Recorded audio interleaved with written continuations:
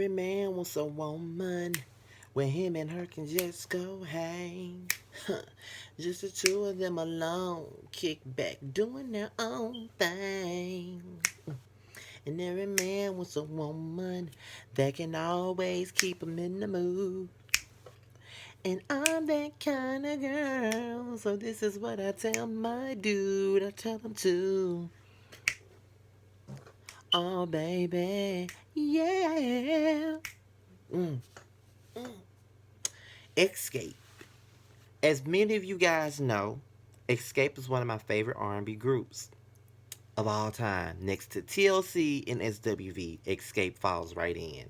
And you know, they started off the show with the history of Xscape and how they came together in 1992 when they signed a record deal, all the way up to 1998 when the group broke up, and there's a big dispute over how the group broke up. Then Candy and Tamika had their own little feud in 2007 when Tamika went on the radio station and she told everybody that Candy was fucking Jermaine. She fucked the whole So Death. She fucked Jermaine daddy. She fucks everybody. That's basically what she said. And they thought that the group would never get back together again. Period. So now we're here. And we have Xscape still kicking it. Y'all don't understand how excited I was about this. I made it my business to review this show. I'm not sure who else is not reviewing it, but I do know for a fact that Ashley isn't reviewing it and Rox isn't reviewing it. Now I don't know if anybody else is reviewing it, but I know that I was gonna review it because I love me some fucking Xscape. Love, love, love, love, love me some Xscape. So they had their first group meeting since the radio interview. And you know what I'm saying? It's kind of like, they're all meeting up, they're talking about everything, and, they discussed the apology that Tamika gave Candy on the radio. Now, Tamika said that Candy never wanted a private apology. She wanted something public, basically because she blasted her in the public. So she felt like if you're going to give me an apology, it needs to be public, just like you blasting me was public. Totally understandable and totally fair. I mean, if you're going to blast me publicly with some lies, you're going to apologize to me for not telling the truth publicly. That's how I feel. That's with anybody. I mean, it is what it is. So that's understandable. And she wanted to know did Candy fully accept her apology? And did she feel like her apology was genuine? Candy wasn't really sure just yet, but that's understandable. I mean, the incident happened 10 years ago and they haven't been friends for over 20 years. You can't expect for somebody to, just because somebody apologized to you, that doesn't mean that everything is going to be peachy cream right off the bat. You know what I'm saying? You know what I'm saying? And that's the point that I kept having to hit all night on social media. People act like they don't understand it. They watch these reality shows and act like they fucking perfect, like they don't live on Earth like the rest of us do. Bitch, we all live on Earth and don't shit be back to normal just because a bitch apologized. That's not the way the world turns. Period, bitch. Okay. So they talked about the movie. And they talked about how it was fucked up how JD was a part of the situation with the whole unauthorized film that somebody was trying to do on them, and they was gonna talk to Jermaine about it, but Candy said she ain't fucking with Jermaine. She don't want to talk to Jermaine. She don't want to fuck with Jermaine. So we get into the first rehearsal for Essence, and they're all in there trying to dance and shit, but Candy is the one that's not really getting into the groove of dancing because she was never the best dancer. And y'all know I love Candy to death, and y'all know that I love Xscape, so y'all know I watched all of their performances before several times. Candy wasn't the best dancer, but whatever, at least she admitted that. And to me, it's like, Candy, girl, get over it. You can't dance, but you in the group and y'all got a show coming up. You know what I'm saying? Get it together. You know what I mean? Like, go get it together. You know what I'm saying? Like, you agreed to perform. You need to get these dances down pack. It ain't just about you. It's about the whole damn group. So Tiny, Shakana, and Tiny Mama, they talked about the first show, and Tiny was like, she needs Xscape to work out. Not because she needs the money, because she got money, but she wants it to work because she loves to perform with Xscape. And I understand that. I mean, if this was something that you've always loved to do, then you gonna want it to work. And honestly, I want it to work too because I love Xscape. And bitch, I bought a ticket for this motherfucking concert, so this shit better work. And I bought a motherfucking ticket. That's just on everything I fucking love. I spent my money, bitch. I want the fucking show. Point blank the fuck period. That's how I feel. So Latasha, Tamika, and Latasha's fine ass husband, Rocky. Tamika was punching the punching bag, and they were all working out, and Rocky is a trainer and stuff like that. So they talk about how Candy has been acting, and they feel like Candy isn't really committed to the group. They don't feel like she's really trying. And Tamika, Latasha's whole thing was, we need to see that she trying. You know what I'm saying? Because we all in it, but Candy really ain't all in it.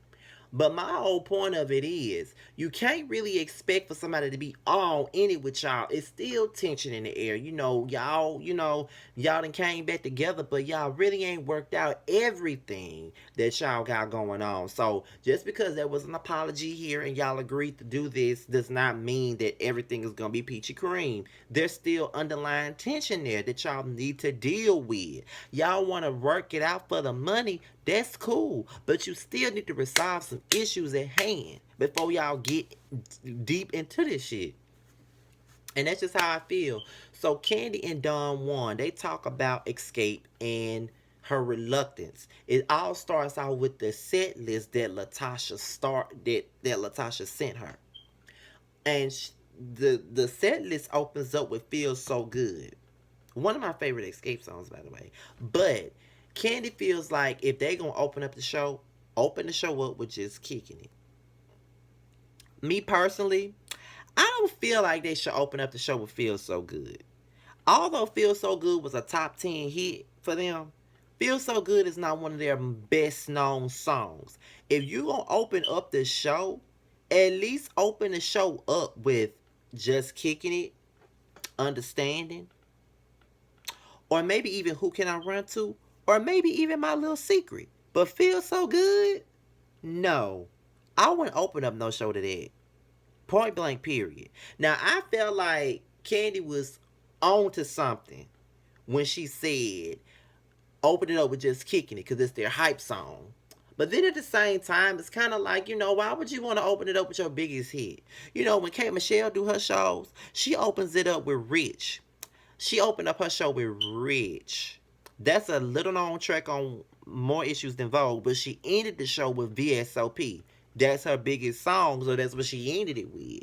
Which I can understand, but you want to get the crowd hyped too. So just kicking it's like they hype record. So why not open it up with "Just Kicking It" and maybe end it with "Understanding"?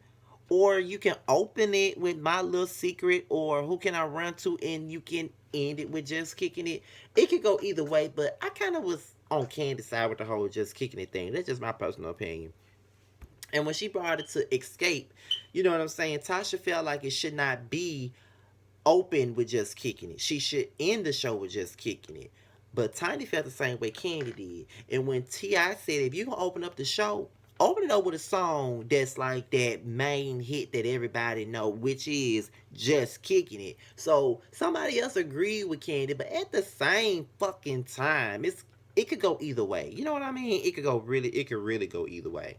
So Candy clashes with Xscape about this trademark thing. Like, they didn't really send it out to her. They just want her to put a name on the situation. And, they was like, you said you wasn't ready to move on, so you signed your rights over. But Candy said, but Tasha, you didn't want nothing to do with the group either, but didn't nobody make you sign nothing? And Tasha was like, well, if somebody brought that to me, I wouldn't have signed anything.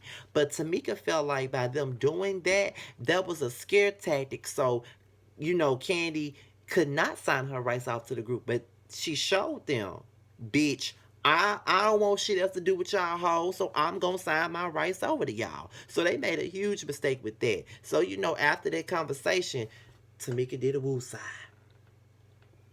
But before I get into the rest of that last scene, let me talk about Latasha. Now I'm really trying to start this shit out with liking you, but bitch, shut the fuck up talking about I am the voice of Xscape. If you the voice, why didn't your solo career do anything?